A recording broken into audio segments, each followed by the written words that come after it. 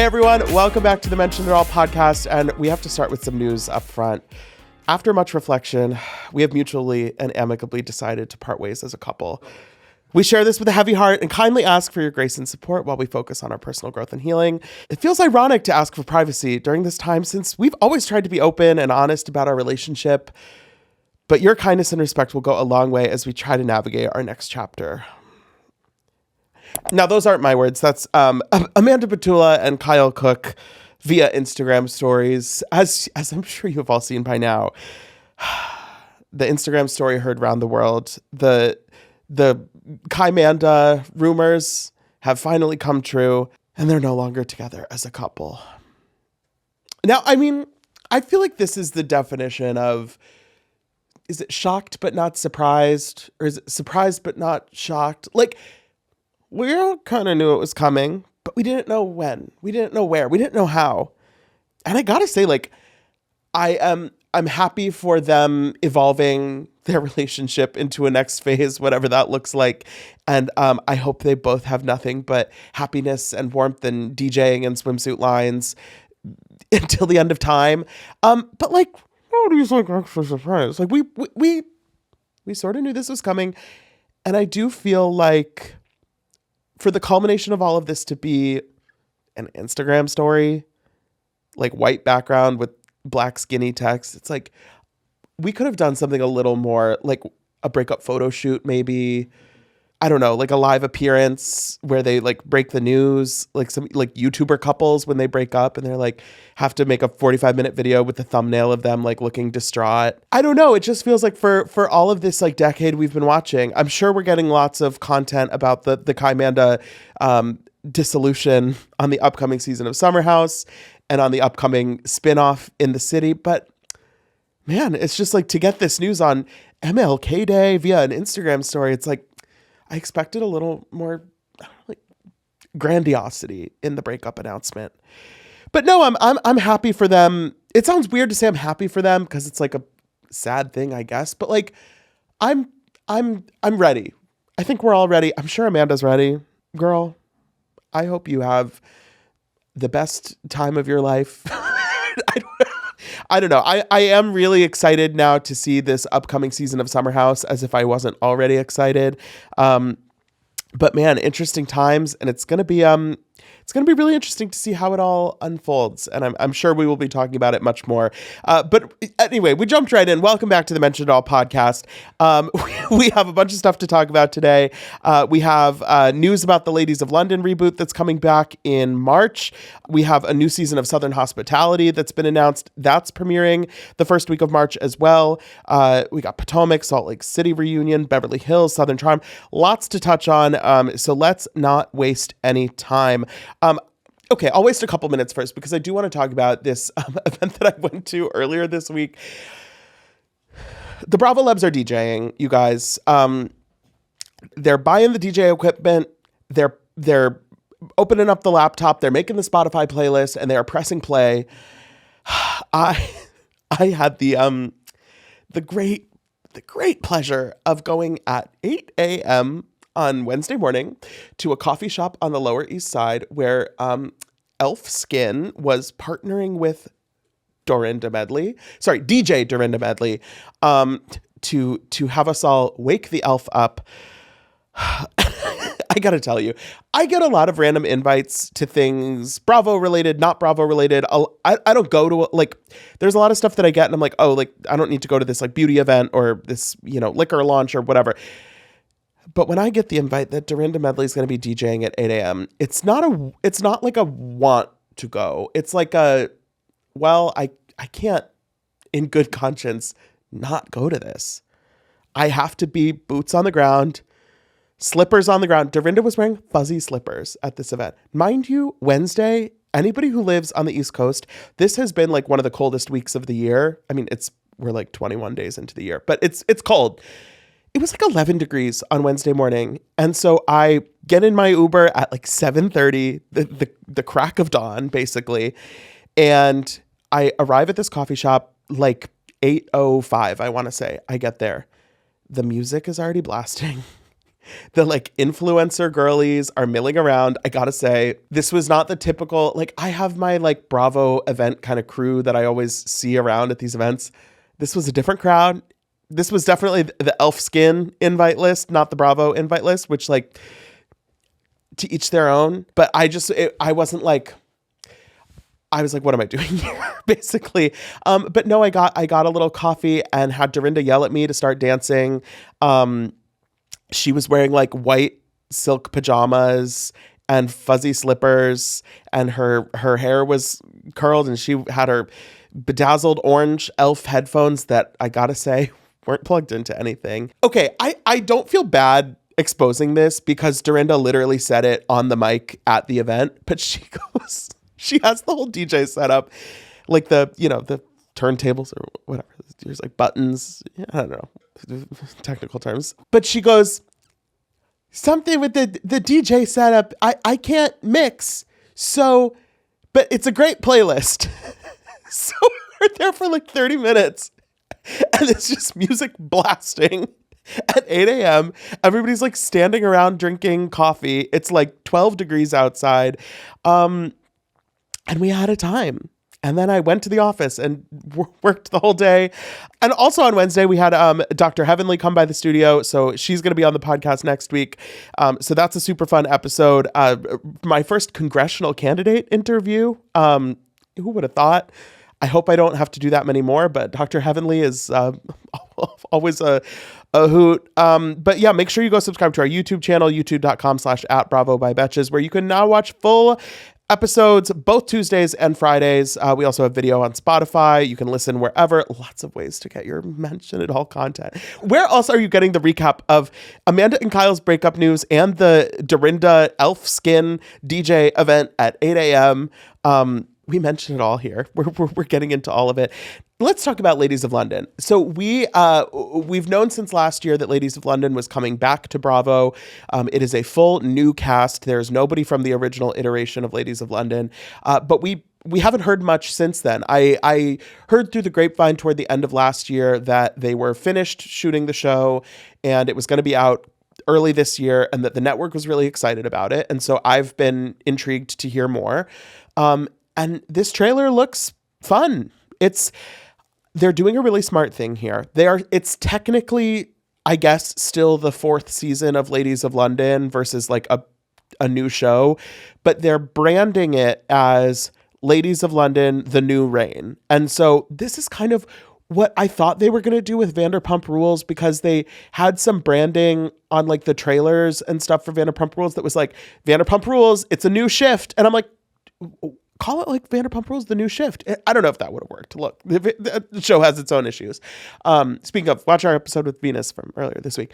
But no, the official press release for this show is like Ladies of London, The New Reign. And I hope that they stick with that, because I think that's going to cut down on a little bit of the audience confusion and the sort of complaints about, how is this Ladies of London? Where's Caroline? Where's, Juliet's on Real Housewives of London? Whatever happened to Julie with the balls and riding the bike and the yoga? Like, there's a lot of Ladies of London lore that is sort of like, I would say it's like second or third tier Bravo knowledge, but those are the fans that they need to really get on board with this. And so they're calling it a new reign. There's a whole new cast. It's still a mix of British women and expats. There's at least one American on the cast. Like a main point of the trailer is they're like, I just think that she would make a lot more sense in Los Angeles than she does in London. And it's like, LA isn't like bumfuck nowhere. Like, obviously it's a different vibe, but they're acting like she crawled out of a hole in a trailer park and showed up in like Belgravia or whatever. And it's like, okay, like there's like rich people in LA too. Like, whatever. Marissa Hermer, hit me up. No, but the really, really interesting thing, I'm not going to, dive into who everyone in this cast is, but the thing we have to talk about, and I don't know how to feel. The show is called Ladies of London, and there is a man on the cast. Now, gender is a social construct. Gender is fluid. We can be whoever we want to identify as, but that's a man. This guy, his name is Mark Francis Vandelli. And the interesting thing, I am not fully equipped to break down who this guy is, but he is from the show Made in Chelsea, which is like a staple reality show in the UK. It's about like, rich young people in London. And he was on this show for 23 seasons. It premiered, I think, in like 2010 or 2011. They crank out a lot of seasons, but he was on it until 2022. And so he's done like 200 episodes of this show. So I'm really interested to gauge the reaction from people who watched him on Made in Chelsea to figure out what is his kind of persona. Does it make sense that he would be in a group like this? And overall, just like, how do we feel about ladies and man of London? Because for a long time, it was a thing of like, would there ever be a male housewife? And I think Andy is on the record of being like, no, why would we do that? Once upon a time, people would talk about like, oh, could like Dwight from Atlanta be a housewife? Oh, could that one drag queen on Miami back in the day, could he be a housewife? It's like, no. Angel Massey, she wouldn't be able to say the ladies 50 times an episode if there was a man. So, not to be like trad wife about this, but I don't know. We'll see. It's hard just because ladies is in the title of the show. It's the ladies of London. I don't know. Time will tell. I'm excited to watch it. I'm excited to talk about it. I'm excited to see what everybody else thinks. But there's a man on Ladies of London. It's a new reign. A new day is dawning, in the words of Celine Dion. Man, speaking of Angel, I'm not going to spend a lot of time on Potomac today because they're still in Colorado. The trip's still bad. But man, Angel is taking a fucking whipping from Gizelle on that private jet to Aspen when Angel is like, ladies, I want to apologize for the accommodations. And Gizelle is just like, too late. Angel, it's too damn late. You should have checked on us. You should have called us. I couldn't wash my ass. Gizelle is like, in this case, I think not wrong in the content of what she's saying, but her delivery is at 150, and I feel like we could have settled for like a 65, 70 on the volume and intensity meter. Because the thing is, like, she's not one of our strongest soldiers, I would say, in terms of like how much she's going to bring it, how, shady she's going to be. Like, she's not that intense. And so it just comes across like Gizelle is bringing like a bazooka to an arm wrestling match. And it's like, babe, you could have cleared her with like 50% of the energy. And like, yes, this trip was a mess. Yes, Angel should have figured it out better. But like, man, it's always a tough look to be the one who's just like screaming at someone. And they're kind of like, I said I was sorry. I said I was sorry. I don't know. I said I was sorry.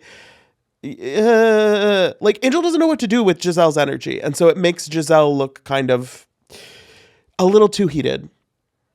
Now, that being said, she does hook the ladies up, and they are going to be staying at the Four Seasons from now on. Or for like one more night, they might go home early. I don't know. But, a nice assist. I think NBCU has a pretty friendly relationship with the Four Seasons. So I think Gizelle being like, now I like to stay at the Four Seasons. Like, it's kind of like code for like, hey, the network stepped in and was like, we need to get you accommodations with running water. But I'm glad they'll have, beds to sleep in and water to bathe themselves with. But the other thing I just want to touch on from Potomac this week. So they go to Kimosabi, which of course we all know is the, expensive hat store where they're like lighting things on fire and they don't have Kathy Hilton's tequila and whatever. But all of the women, they're there, they're shopping, they're hanging out. And then they literally are like going around in a circle, telling everybody what items they bought and how much they spent. So it's like, oh, I bought like a turquoise belt and that was $8,000. Woo! I bought a hat and it's going to have my man's number on it. And it was $1,000. Woo! Clap it up. I bought, this bracelet and it was $1,600. Woo! And then we got all the way around the circle and Stacy's like, well, I'm not rich, so I didn't buy anything because I am trying to be responsible with my money. And like, it's just awkward. And also Monique didn't buy anything. To me, it's very strange to do this, like going around the circle and saying what you spent. I don't think it's weird to share like what you bought. Like, I think that's fine to be like, oh my God, like what did everyone get at the store? I didn't see your bracelet. Oh, that's so pretty. Like that's a normal behavior of like when you're on a group shopping trip, like, oh, let's do our little haul for each other. Taking out the receipt and being like, my grand total came to $32.50. It's like, what are we doing here? It's like, it comes across as a little bit like show off, but also like pocket watchy, where it's like, I don't know. And I actually really liked the way that Stacey handled it, where she wasn't like awkward or pretending that there was, oh, I didn't see anything I liked, or, oh, I have like so much stuff at home. She's like, I don't know. I didn't feel like spending my money here. It is interesting though, because I feel like Stacey, obviously it's only her second season on the show, but I don't really feel like I know anything about her financial situation. And so hearing her kind of say that, and then there's like the flashback to where she like pockets the $20 at the racetrack. I am kind of like, say more about that. Tell me more. How not rich are you? Because people have been saying, I don't know too much about her husband's situation. Apparently he like works for Audi, like maybe he's like an exec at Audi or something. But people are saying that Timo has a lot of money. But Stacey, if she's smart, I mean, I don't want to be like negative about her rekindling her marriage with Timo for Arabella. But, if she's smart like this, she doesn't know how the future is going to go with Timo. So she should be responsible with her own coins. And I don't know what QVC money is looking like these days, but she's no longer on QVC. I don't think QVC hosts are making like 7 figures a year. I'm sure she was doing well for herself, but I don't really know, like, what is Stacey's job now? I mean, like, we know being a housewife is like work, but like, what is she doing? Oh, she has the weed line. The way she says gummy brings so much up. I'm gonna take a gummy. Me too, girl. Let's talk about the Salt Lake City reunion. Part 2. We get the great Andy walk off the set early in the episode. I don't know how I felt about this, because they put it in the trailer and it's like, bum, bum, bum, Andy Cohen will walk off the set. What will be the thing that sends him over the edge? And it's like, the thing that sends him over the edge is the same thing that always sends him over the edge, which is all the women yelling over each other and about some nonsense bullshit that we're not going to get a real answer on. In this case, it's Angie bringing up that there was a troll account posting about her, and the phone number that pings as being attached to the account is Lisa's phone number. And so Andy like looks at the receipts, which are printed on a scroll, which I just like, Angie, my dear, too much. Enough with the scroll. Andy like reads out the phone number, which of course they bleep, which, fair. And then Lisa acknowledges that the number is her number, but she is just saying that it's not accurate. Like the way that they're saying they're looking up the phone number that the account is attached to is not real or not, proof of anything. But like what is it? Like, I don't, it's one of those things where I feel like this happens a lot at reunions where there is like a direct accusation and the person who is accused denies it or says that it's made up or a lie or whatever. But we're sort of left with just like, okay, moving on. And in this case, like the group gets really heated over it. They're all yelling over each other. Angie and Lisa are yelling back and forth at each other. You're crazy. No, you're crazy. No, you're crazy. And it's like, okay, you're both pushing it. And Andy leaves the stage. He ends up coming back there like, Andy, Andy, come back, come back, come back. It's like they don't know what to do with themselves. But at the end of the day, it's like, we're not getting any resolution. And that's kind of, I mean, a lot of this reunion episode is talking about the stuff that happened on the plane. And that's another situation where, because there's no footage of this, because Meredith isn't ever going to change her tune. I don't want to say isn't ever going to admit anything, because we actually don't know what happened. And so I don't know if there is something to admit, but if there is, she's not going to do it. And if there's not, she's not going to lie and say she did, pull Britney's hair. The fundamental thing is just like, if we aren't able to ever come to an understanding on something and move forward, it is a little frustrating to watch, where it just feels like we're sort of yelling in circles and then moving on because we have to move on, and because we can't keep just beating the same dead horse. But it's like, the best reunions, I think, are when there is some amount of somebody's apologizing, somebody is, admitting that they did something wrong, somebody is sharing proof of something that happened that we haven't seen before, so then we can actually move forward. And it does feel like right now with Salt Lake, specifically with the Meredith and Lisa stuff, it's like those two women are just not going to give us that moment, that closure, that admission, that apology, whatever the other women are looking for from them, they're not getting. And so it does kind of just feel like at a certain point, we gotta move on. There's a, we're bringing up more past things and code and allegations, and Heather's bringing up this Rolling Thunder thing, which is about a guy that Meredith, I guess, was dating when she and Seth were separated. That we're never going to get clarity on. It does feel like with Meredith in particular, there's a stack of things that we're just not getting real answers on. And so, yeah, I don't know. I mean, Meredith's best moment on this reunion was probably when they come back from lunch and they're getting ready to start rolling, and they're looking at the table, and Meredith's just like, is the cheese real? And they're like, yeah, I think all the food's real. It's like, oh. Okay. Oh, wake up. Everybody just dissociating coming back from lunch is so relatable, because I do feel like that is sometimes the energy in the office when it's like, okay, I ate lunch and it's 2 p.m. How much? Oh, okay, great. Another meeting.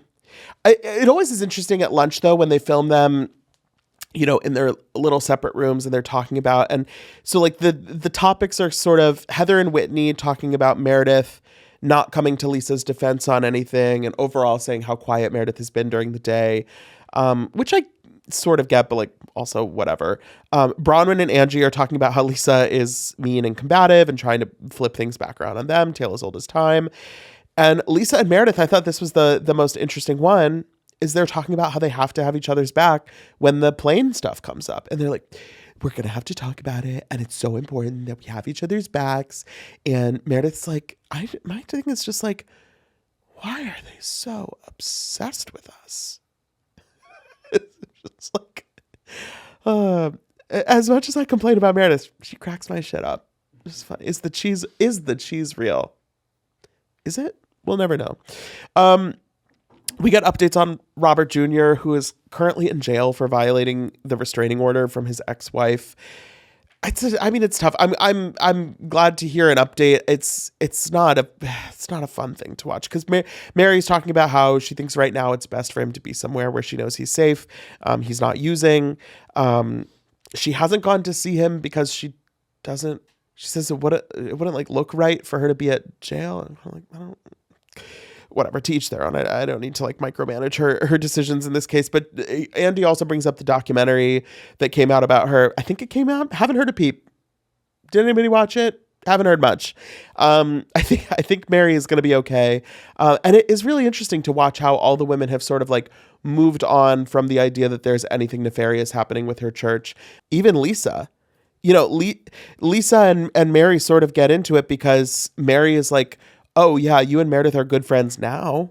But what about when Lisa called Meredith a whore and said she fucked half of New York. And Lisa's like, I am so motherfucking sick of hearing the same goddamn things. And this is what I love about Salt Lake, because it's like, there's a whole other thing going on, and Mary's just like, please don't use God's name like that.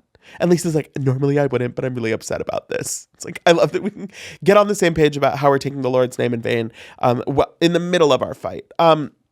But Lisa is basically saying that Mary doesn't move on from grudges, and that, you know, she and Meredith were able to move on because they, they worked a lot on it, and that Mary's calling out when Lisa brought that guy Cameron on the show who was trying to stir stuff up about the church, and dragging stuff about Bronwyn all the time. And this is when Lisa has sort of, she's like powered down a little bit. Like, she has been taken a lot of the blows, and I think that she has reached a point where she's just kind of like, my best strategy is to expend as little energy as possible. So she's sort of in like sleep mode, where she's like sitting up still as a statue. She's like, okay, no, okay, well, what? No, okay, enough. Mary, no. Meredith. Like we're sort of getting like, one word prompts out of her, and that's sort of all we're going to get. So like, perhaps we should move on. I do like, Andy kind of calls out though, when Meredith and Lisa are asking why people can't move on from Meredith's like hot mic moment, or Lisa's hot mic moment, when she's like, she's fucked half of New York.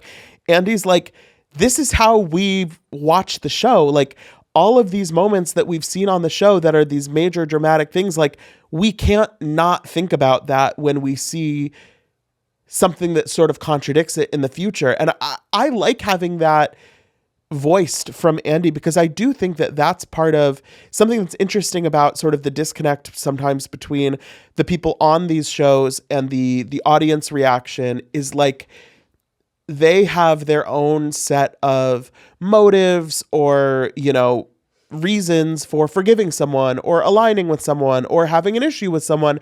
And those things aren't always clear just from what we're seeing on the show.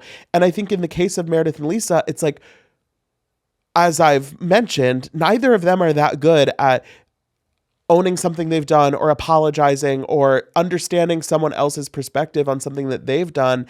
And so I think that it's important to actually like spend a little time on that of like, okay, sorry. So can we go back and just like explain, after that hot mic moment and when you two had a horrible relationship for a while, what was the actual process of moving past that, beyond just saying like, well, I don't hold grudges and Mary does, because like, you do hold grudges. You just chose not to keep holding one on Meredith. And that's a difference. And I think that's a good thing to unpack. And then we get into stuff with Britani. Britani denying that she said Meredith had seizures. Roll footage, she said it. But she says that it triggers her because her daughter used to have seizures. And so to see Meredith behaving like that is triggering. Like, girl, this whole explanation is not hitting. Perhaps we should just move on. Britani saying that she has proof Seth cheated on Meredith, and that she heard it from Jared, that Seth told him that he has 2 girlfriends where he works. But yeah, I mean, the whole plane stuff, it's like, Andy asked them why no one recorded. We kind of already know. Meredith is like, if it was so bad, why did no one check on Britani or I during the flight? And it's just like, I don't know. It's like, would I like to know what happened on the plane? Yes, we're never getting it. We can move on. But the episode ends in a really strange place, because Meredith brings up that her real issue with Britani, more than the TikTok, more than stirring things up about her marriage, relates back to this incident surrounding a nail tech who was exposed for making anti-Semitic comments, and that after this had been exposed, this nail tech was getting bombarded with negative reviews on Google, and Britani posted a positive review on Google. And so Meredith is saying that Britani was supporting the anti-Semitic behavior and therefore is anti-Semitic herself, and that this has been bothering her. And now she feels that Britney's negative treatment of her is at least in part due to her being Jewish. It's a lot to unpack. I don't want to say Meredith is automatically wrong because this is a serious situation. It's not something to take lightly. And I think, appropriately, Britney does not take this accusation lightly. And it seems like to really take her by surprise in this moment. And she sort of shares her side of the story, which is basically like, I didn't know about this controversy that was happening. I got approached by the nail tech, got a free manicure in exchange for a Google review.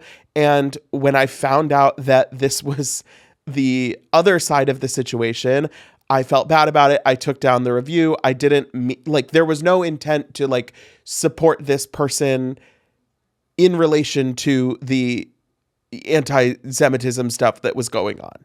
This is one of those things where, again, they're obviously going to disagree on this, and I don't think there's a correct answer to arrive at.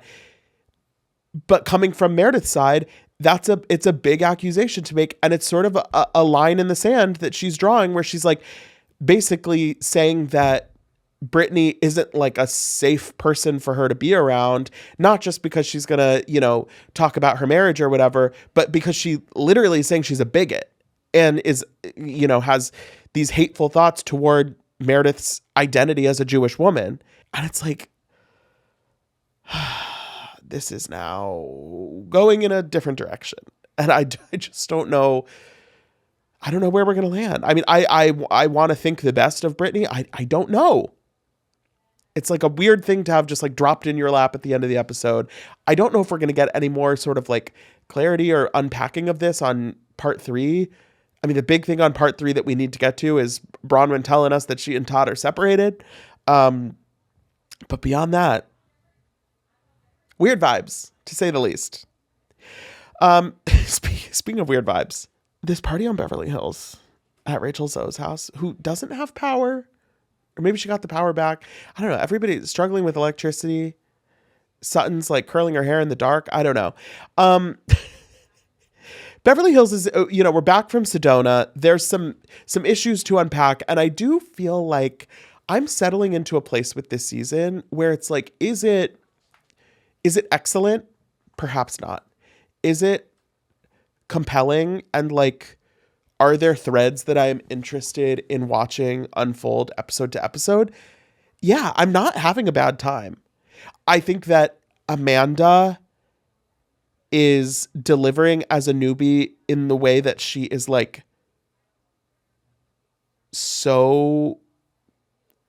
such a weird vibe and making everybody else feel so uncomfortable that I'm kind of what's going on here? I need more. And I'm fascinated. I don't like her, but I'm fascinated by her. I think Rachel is doing a great job. And we're getting into a couple really important things here, which is in Sedona, we had the Jennifer Tilly sort of talking about Sutton in a way that we haven't heard her talk about before and telling Kyle that this is why she thinks Garcelle left the group. And so Kyle does her duty as a 15-season housewife and takes Sutton out and tells her exactly what Jennifer Tilly said. Thank you, Kyle. Thank you for your service. And then we also have Dorit being told that Amanda has brought up how she's talking about her separation and her split from PK and, concerned that she's talking about it too much or sharing too much or being too negative and it's going to affect her, her situation. And so we have these two kind of games of telephone that are sort of starting to come to a head at the same time. And it's Good Housewives. It's Good Housewives, and it feels great to have that from Beverly Hills. It's a different sort of frequency than I think we, see from our other shows, but it's fun. And so we get to Rachel's party, and this is also one of probably my favorite scene of the episode when Rachel, Zoe, and Bose are shopping together, and they're talking about Amanda's business situation. You guys all know I'm loving any little like shady tidbit that we get about Amanda's, manifesting empire. And Rachel's response to hearing that Amanda refers to herself as the money queen is just like, she's like, wait, sorry, the money queen? What the fuck is that? And Bose is like, you don't know that? She calls herself the money queen. She's like, wait, sorry, the money queen? Rachel being like, no, I would never take financial, like, it's just Rachel and Bose being sort of like the number one and number two doubters of Amanda's whole thing is really landing for me. And I'm enjoying that thread of this season so much. And I'm curious to see if that kind of like becomes something more. But for now, we've got to deal with these other two issues. Also, so we get to Rachel's house, and Amanda has told us that this is the anniversary of when her child passed away 3 years ago. And I think 3 years ago. It's obviously a very sensitive day for her. We see her talking about it with her partner, but she's choosing to go to the party. She says that she wants to be with friends. Great. Do what you got to do. She starts off the party by immediately, when Dorit announces that she has signed a book deal, some of the women ask if she has a co-author. She says, yes, she's found this mother-daughter. It's great. And Amanda's like a ghostwriter? And they're like, like somebody, like, yeah, that you work with on the book. She's like, I just sat down and started typing. Like, I just like wrote my book. It's like, it would never occur to me to like co-author. And this is where Amanda is just like, she doesn't get it. She cannot read the room because she's looking at a room full of women who all either have written a book or could conceivably write a book. And every last one of them, I bet, would be using a co-author. And that's not something to this group. Now, we could go back in the archive and talk about Carol Radziwill and Aviva Drescher and ghostwriters and all of that. It's a different scene. Carol was a writer girl. Dorit is a woman and a housewife and a mother and a child of the world who wants to get her story out in the world and also wants to make some cash because she's not getting it from PK anymore. And so, yeah, she's going to have a fucking co-author. Erica had a co-author. And Rachel Zoe is like, I'm a 2-time best-selling author. Like, Amanda's lack of, and she brings it up again. She's like, it never would have, I just wrote the book. And Dorit's like, well, you must have had a lot of time on your hands. That's the thing with Amanda is like reading someone for having a ghostwriter only lands when you're in a room full of people who also think it's shady to have a ghostwriter. Erica doesn't give a fuck. She's like, who's the ghostwriter? I'll send you my contact. Like that's the vibe of this group. And Amanda is not good at sussing out the vibe, clearly.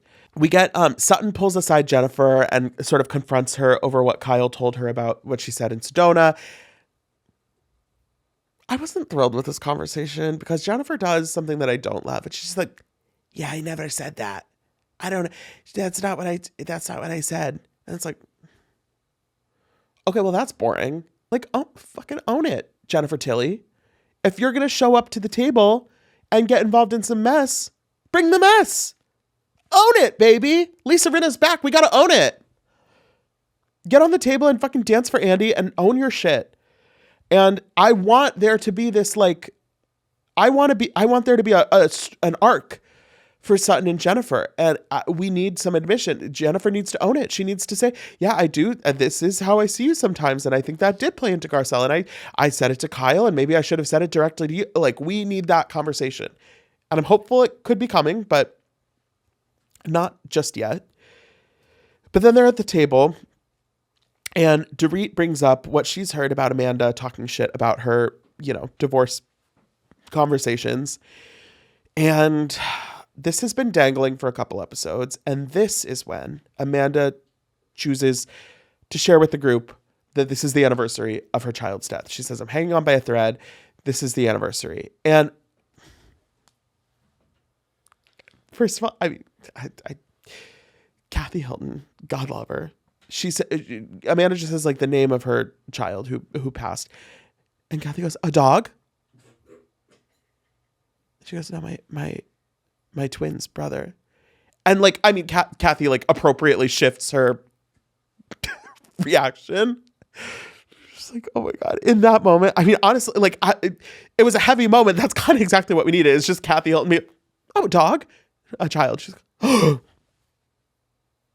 I mean, that's like such a human moment. Kathy sometimes is a little like a bit messy, but it's like, that was just, but so Amanda basically is like, I don't want to have this conversation right now. Dorit pushes it a little. She's like, well, no, I think, but you were. And it's like, Dorit, you're right. You're right in this situation. Just like, do it tomorrow. Do it in a week. So Amanda gets frustrated. She leaves the table. And then Dorit is convinced that she needs to go apologize and, you know, make things right because it wasn't the moment. So she goes and hugs her. She's like touching her face. And Amanda's like, no, don't touch me right now. Dorit's like, well, I was just trying. And she's like, well, I don't think that was your intent. She's like, okay, Amanda, you've removed yourself from the table. You said you didn't want to have the conversation. So Dorit's trying, maybe a little clumsy. Dorit's going to be Dorit. Just go. Weird vibes.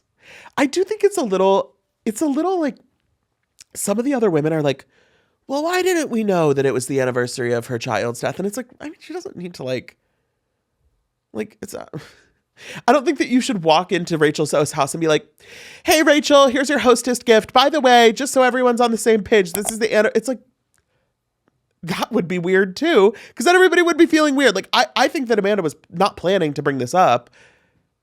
I think it was a natural human response of her in this moment being like, look, I cannot do this right now. But just like not handled super well. Man, what a time. I think that's going to do it for today. Thanks everyone for watching. We will be back next week. Dr. Heavenly on Tuesday, more recap content on Friday. You can watch it all, listen to it all, wherever you get your podcasts, on our YouTube channel, youtube.com/@Bravo by Betches. And until next time, be cool. Don't be all like uncool.